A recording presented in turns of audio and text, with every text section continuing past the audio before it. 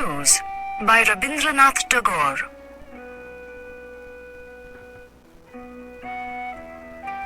Said good King Hobu to Minister Gobu, I've pondered all night. Is it just that whenever my feet should land on the street, they come to be sullied by dust? Your wages you draw, but you don't care a straw to serve the demands of the king. It's a rank plot to foil me, my own soil to soil me. I simply won't stand such a thing. Unless you can find a solution, you're all doomed to swift dissolution. the terrified minister at these words sinister broke into cold sweat with fright. The pundits grew pale, and the courtiers once hale lay sleeplessly tossing all night. In the minister's home there was weeping and gloom. The fires in the kitchen grew cold, till crazed with fears, his beard drenched in tears, he fell at the king's feet and told, But how can we live if denied the dust from your feet sanctified? That's a question indeed. King Hobu agreed. But maybe you should come after Mus. We need to discourse on this problem of yours, but meanwhile, get rid of the dust. You're getting good money. I don't think it funny. You can't tackle problems like these. There seems little point why I should appoint these scientists with long degrees. So deal with the first things first, or else be prepared for the worst. Thus royally chided, poor Gobu decided to call the wise men of the land. Each subtle mechanic was summoned in panic.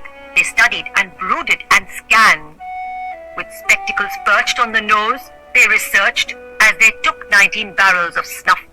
Then warned, if the crust of the earth lost its dust, you couldn't grow food grains enough. Why, what are you wise men worth? Said the king. Can't you tackle the dirt? After some more discussion, they found a solution, which was to buy millions of brooms. The king couldn't breathe, but the dust from the street was driven right into his room.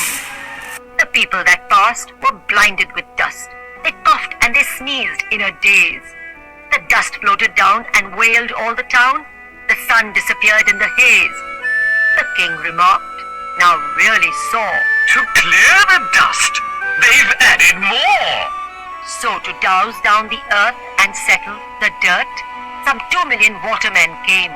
They drained all the lakes to fill water bags, and boats couldn't sail on the stream. The water beasts died as their element dried, while land beasts struggled to swim. All business was stuck in the slime and the muck, and fever attacked every limb. The king said, This army of asses has turned all the dust to morasses. So they held more talk, and from every walk the wise men came to attend. With reeling eyes and dazed surmise, they found of the dust no end.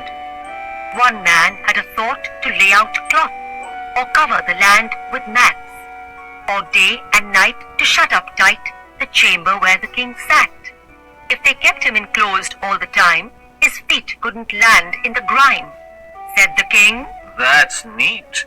It would guard my feet, but how could I govern my realm? If I'm shut in a room, the land meets its doom. I must have my hand on the helm. so they spoke again. Call the leatherman to sew up the earth in a sack. 'Twill make a great story to his majesty's glory, and hold all the dust right back. A simple device, if we can, just find out a smart leatherman. For such leatherware they looked everywhere, abandoning all other chores. But no craftsman found, nor hides to go round, even after they knocked on all doors. But just at this while, there rose with a smile the leatherman's grizzled old chief. My lord, please permit that I may submit a measure to bring you relief. The whole earth you needn't ensheath. Just cover your own 2 feet. Pooh, were it so easy, we wouldn't be busy The king said. pursuing our mission. Let him be impaled, The minister railed. or bind him and throw him in prison. But the old man sat down at the foot of the throne, and in leather the royal feet dress. Why? Gobu now said, This was in my head. But how could the blighter have guessed? and that is how shoes were invented.